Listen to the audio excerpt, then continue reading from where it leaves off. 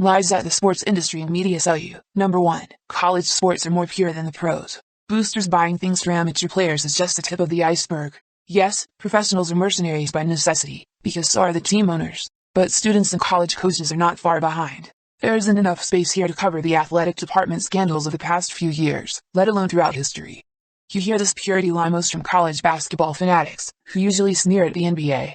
They say things like, college ball is superior, because they know the fundamentals. They don't realize that NCAA scoring and shooting are woefully low in recent years. Their idea that the professionals are these no-defense playing, free-flowing dunk machines has some truth to it. This is partly built on a certain perception of the player's intelligence.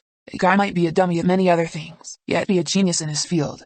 NBA analyst Tim Legler remembers his rookie year surprised at the speed and savvy of the pros, saying, a contested shot or pass in college is blocked or intercepted in the NBA. Meanwhile, college kids struggle to shoot 45% from the field, against lesser competition.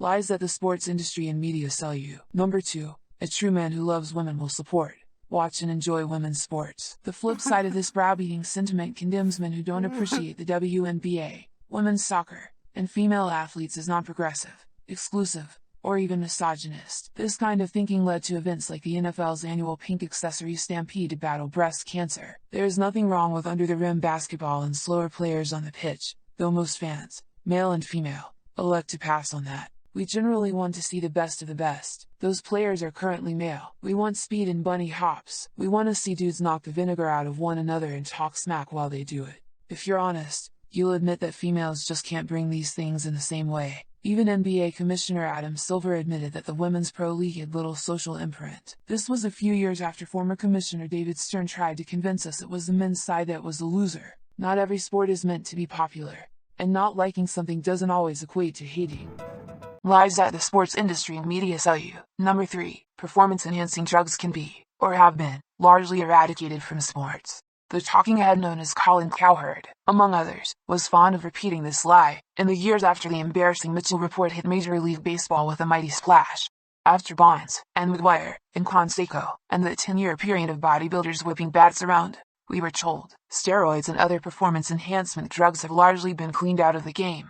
Fans keep hearing right up to this day that testing has become so rigorous, and that no one can get away with using substances to cheat. Declining offensive numbers and less bulky players are also used to prop this up. They won't say that the nature of criminal activity is such that the cheater is a few steps ahead. It is a slam dunk guarantee that athletes are onto new substances that drug testers aren't privy to quite yet.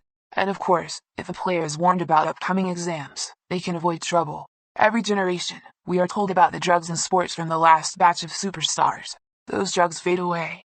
New ones come into being, which will then be exposed at a later date. After being used to pump up the sport as well as the user's body, crime may not pay long term.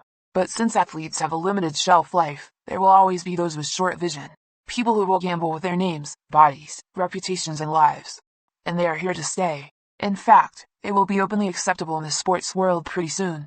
For now, the idea of the clean professional sports league is still a put-on.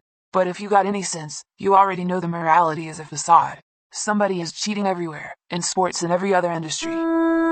Lies the sports industry is selling you. Number 4. Football can be made into a safer sport. Repeating this lie is not illegal. Maybe it should be. Change the tackling, helmets, and concussion protocols all you want. There is no way to make a blood sport into something softer, without creating a different game. Remember when concussed football players were funny? No? Enjoy your Similac. Fans who argue that they're not aroused by football violence are lying to themselves.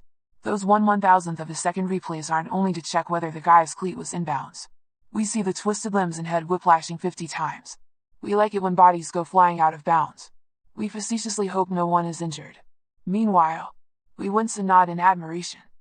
If the entertainment value was only about high-flying offenses and precise execution, then arena football, or even flag football would be more popular, and they aren't. Why? Partly because the hitting is not as vicious as in college and NFL scraps. We should simply admit taking pleasure in this, and move on.